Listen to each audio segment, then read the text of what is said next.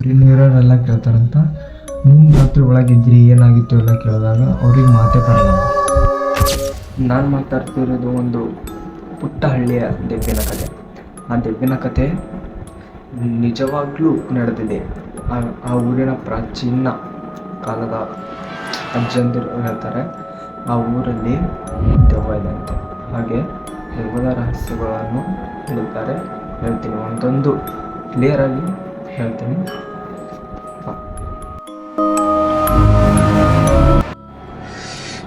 ಸುಮಾರು 1975ರಲ್ಲಿ ಅಲ್ಲಿ ದೇವರ ದೇವಸ್ಥಾನ ಇರುತ್ತೆ.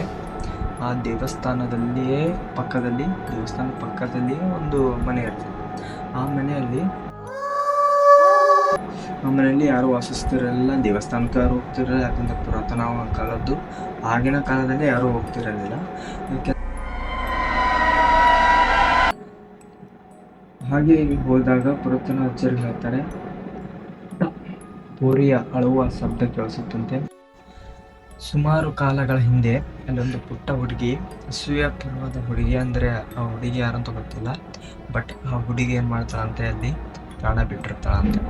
ಆ ಪ್ರಾಣ ಬಿಟ್ಟಿದ್ದ ಹುಡುಗಿಯೇ ಅಲ್ಲಿ ದೆವ್ವಾಗಿದ್ದಾಳೆ ಅಂತ ಊರಿನ ಹಿರಿಯ ಅಜ್ಜರು ಹೇಳ್ತಾರೆ. ಆ್ಯಂಡ್ ಆ ದೆವ್ವದ ಹಿನ್ನೆಲೆ ಕೆಲವು ಪ್ರವಾಸಿಗಳು ಅಲ್ಲಿ ಹೋಗ್ತಾರೆ ಕ್ಯಾಂಪ್ ಮಾಡೋಕ್ಕೆ, ಒಂದಿನ ಇರಬೇಕಂತ.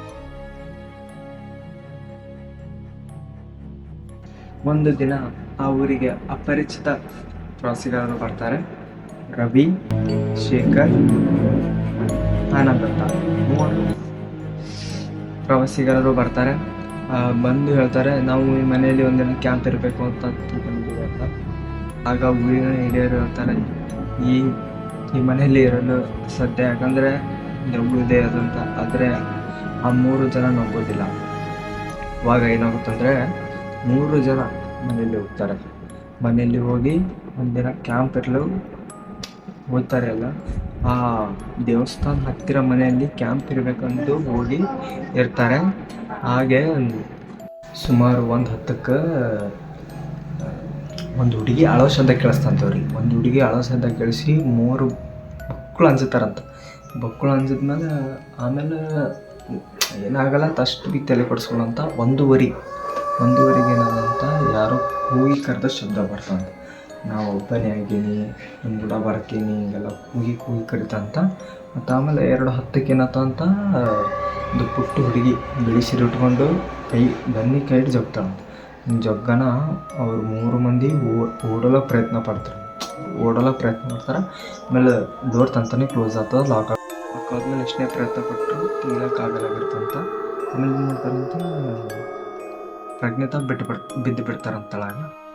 ಇಲ್ಲಿ ಬಕ್ಕಳು ಆರಂಭಿರಲಿಲ್ಲ, ತೆಲಿ ಚಕ್ಕ ಬಂದಂಗಾಗತ್ತಂತ, ಮಾತೇ ಆಳಕ್ಕೆ ಬರಲಾಗಿತ್ತಂತ ಅವರಿಗೆ. ಫಸ್ಟ್ ಅವರು ಊರಿಂದ ಹೋಗಿ ಹಾಸ್ಪಿಟಲ್ಗೆ ಹೋಗ್ತಾರಂತ. ಆಮೇಲೆ ಆ ಊರಿನ ಹಿರಿಯರು ಹೇಳ್ತಾರಂತ, ಅಂದರೆ ಹೇಳ್ತಾರೆ, ಆ ಊರಲ್ಲಿ ಸುಮಾರು ವರ್ಷಗಳ ಹಿಂದೆ 8 ವರ್ಷದ ಹುಡುಗಿ ಹಸುವಿನಿಂದ ಸಾಯ್ತಾರಂತ ಅಲ್ಲಿ ಒಳಗಿದ್ದು. ಮತ್ತು ಅವ್ರ ಅಮ್ಮ ಕೂಡ ಹಾಗೆ ಸಾಯ್ತಾರಂತ. ಅವರಿಬ್ಬರು ಇನ್ನೂ ಪ್ರೇತವಾಗಿ ತಿರುಗಾಡ್ತಾರಂತ. ಅಂದರೆ ಆ ನಾಗರಹಳ್ಳಿಯಲ್ಲಿ ಇನ್ನೂ ಕೂಡ ಆ ದೇವಾಲಯ ಒಳಗೋಲಕ್ಕೆ ಯಾರೂ ಧೈರ್ಯ ಮಾಡಿಲ್ಲ, ಮಾಡ್ತಾನೂ ಇಲ್ಲ. ಯಾಕಂದ್ರೆ ಅಷ್ಟು ಭಯಾನಕ ಆದ. ಆ್ಯಂಡ್ ಫಸ್ಟ್ ಕಾಂಟೆಂಟ್ ಆಗಿರೋದ್ರಿಂದ ಮಾತಿನ ಮೇಲೆ ಅಷ್ಟು ಪ್ರಭಾವ ಇಲ್ಲ. ಹಾಗೆ ಏನಾದರೂ ತಪ್ಪಾಗಿದ್ರೆ ಕ್ಷಮಿಸಿ. ಆ್ಯಂಡ್ ಇಷ್ಟ ಆದರೆ ಲೈಕ್ ಮಾಡಿ, ಶೇರ್ ಮಾಡಿ. ಧನ್ಯವಾದ.